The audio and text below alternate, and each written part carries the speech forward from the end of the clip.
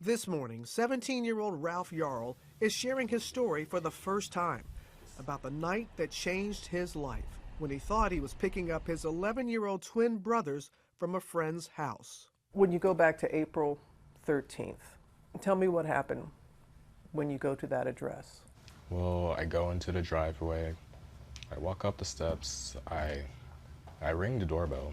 I see 3 different cameras, like one looking at the driveway, one on the porch. As far as I know, I didn't know their family at all. Like, I had never even seen their friends or their parents before, so maybe this is their house. Ralph mistakenly going to Northeast 115th Street instead of getting his siblings from Northeast 115th Terrace, 1 block away. I actually wait a long time. I'm just on the porch. So then I hear the door open. I see this old man, and I'm assuming, oh, this must be like their grandpa.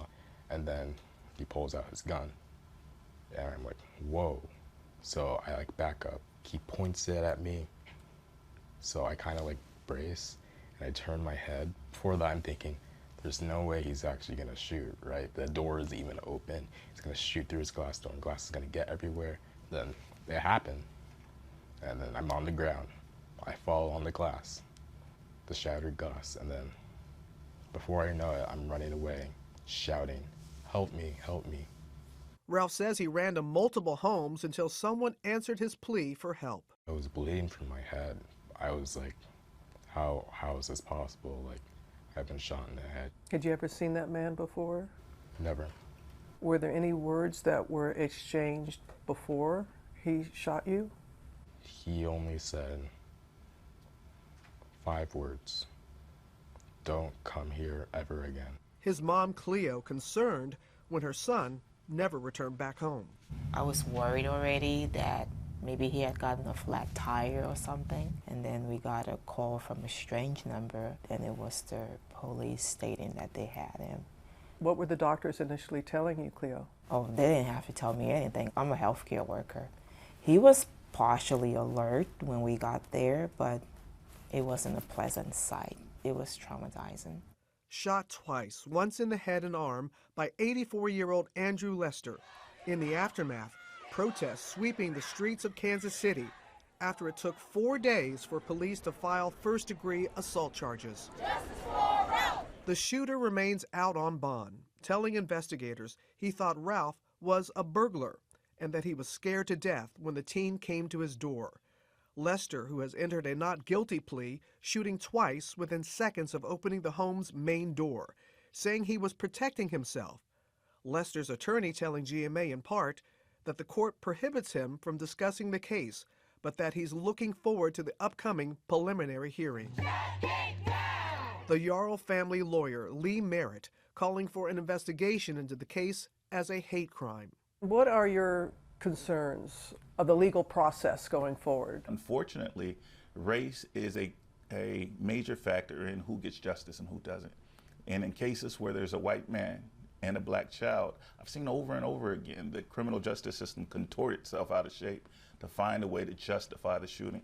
And that is a concern for me here. Miraculously, 10 weeks later, Ralph's made a full physical recovery, but the mental and emotional trauma still lingers. There are a lot of things that are going on inside my head that aren't normal. I've been having headaches, trouble with sleep, and sometimes my mind is just foggy. Like, I can't concentrate on the things that would be easy for me to do. You're looking at a kid that took the SAT when he was in the 8th grade. And now his brain is slowed. So physically he looks fine, but there's a lot that has been taken from him. What do you want people to know about you, Ralph? I'm just a kid, not larger than life, because this happens to me. I'm just gonna keep doing all the stuff that makes me happy and just living my life the best I can, not let this bother me. As a passionate band kid, playing his clarinet brings Ralph the most joy. You gonna play a little something for us? That love for music helping uplift him during the difficult days.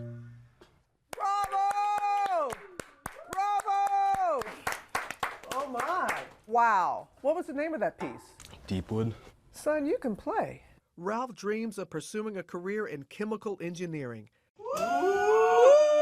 as he and his family work to heal. What is justice to you in this case? Justice is just the rule of the law, regardless of race, ethnicity, and age. He should be convicted for the crimes that he made. I am past having any personal hatred for him. He should suffer repercussions because that is what our society is made of. Trust in each other and reassurance that we can coexist together in harmony.